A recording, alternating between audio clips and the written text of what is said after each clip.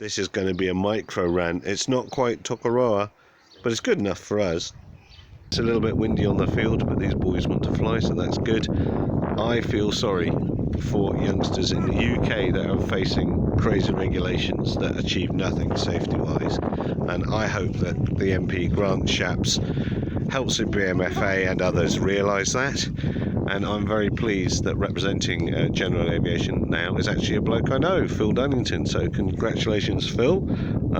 Let's hope we can get some common sense to prevail, and mucking about with model aeroplanes on Sunday mornings for youngsters can remain a thing easily.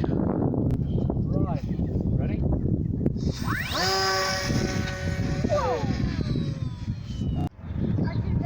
So aviation decision making was made, and the right choice. They grounded themselves after that flight, and they did that themselves, and that surely is the point of learning to fly model aircraft, is you learn those mistakes or decisions.